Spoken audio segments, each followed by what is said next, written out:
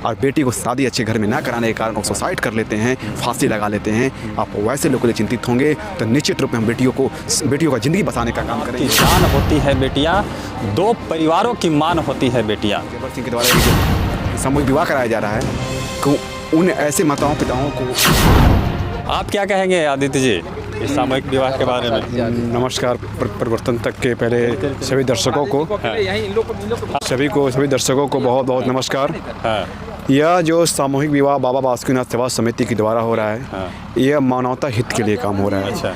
आज के परिवेश में जो हमारा समाज को देखने को मिलता है, लोग बेटियों को बोझ समझते हैं और वो आपकी बेटियां, जिस आंगन में बेटियां हैं वो घर ही नहीं स्वर्ग रहता है। लेकिन एक समाज में एक बहुत बड़ा विडंबना है कि जैसी बेटियां का आंगनों में किलकारियां गूंजता है तो लोग चिंतित हो जाते हैं कि बेटी हो गई।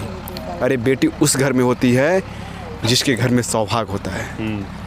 इसी उद्देश्य से बाबा बासुकीनाथ सेवा समिति बड़े भाई जबर सिंह के द्वारा एक जो सामूहिक विवाह कराया जा रहा है कि उन ऐसे माताओं पिताओं को कि भाई जो बेटियों को बोझ समझे, आपकी बेटियां बोझ नहीं हैं, वो अपने नसीब से अपने किस्मत से आती हैं धरती पर। और इसके पीछे एक मार्मिक कहानी है इनका बड़े भाई जी का कि एक समय था अपने के ग्रामीण क्षेत्र में कि एक महिला बड़ा माने दहाड़ते हुए रोती हुई आती है इनके क्षेत्र में।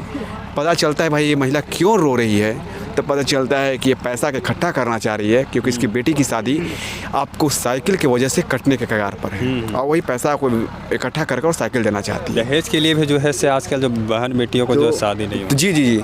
तो इसी मार्मिक कहानी से, इसी मार्मिक दृश्य से यह प्रेरित होते हैं और इन्होंने ये बीड़ा उठाया है। इसके लिए साधुवाद के पात्र हैं। मैं बड़े भाई जबर जी को मैं हृदय से साधुवाद प्रकट करता हूं, जिन्होंने ये प्रेरणा लेकर ये काम समाज के मानवता हित के लिए कर रहे हैं। स्वागत योग कदम है। और मैं आपके चैनल के माध्यम से अपील करना चाहूँगा उन माताओं पिताओं को कि जो संपन्न वर्ग से लोग हैं, जो आडंबर का चकाचौंध आधुनिक युग में खर्चा करते हैं, तो आप कभी उन बेटियों के लिए भी ख्याल करें जो आर्थिक रूप से कमज़ोर होने के कारण जो माँ बाप अपनी बेटियों को बोझ समझते हैं और बेटी को शादी अच्छे घर में ना कराने के कारण वो सुसाइड कर लेते हैं, फांसी लगा लेते हैं। आप वैसे लोगों के लिए चिंतित होंगे तो निश्चित रूप में हम बेटियों का ज़िंदगी बसाने का काम करेंगे। निश्चित रूप में हमारे भारत का इतिहास रहा है कि हम नारियों का मातृशक्ति के रूप में सम्मान देते हैं, मातृशक्ति के रूप में पूछते हैं, देवी के रूप में पूछते हैं। नारी से सृष्टि का निर्माण है, तो निश्चित रूप में इस पर पहल करेंगे तो हमारे नारियों का सम्मान मिलेगा, हमारे बेटियों को अधिकार मिलेगा और ये आडंबर का चकाचौंध की दुनिया से हटे और वैसे लोगों को, बेटियों को, हर व्यक्ति एक अपनी वैसे लोगों के घर की बेटियों को, आर्थिक अभाव के घर की बेटियों को बीड़ा उठाने का काम करेगा तो निश्चित रूप हम समाज को एक सुधारक बनने का काम करेंगे।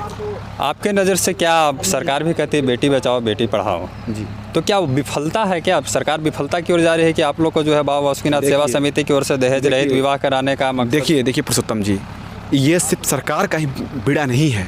ये सिर्फ सरकार का ही काम नहीं है। यह कर्तव्य हमारा भी बनता है कि हम अपनी बेटियों के लिए उनको कैसे शिक्षित किया जाए।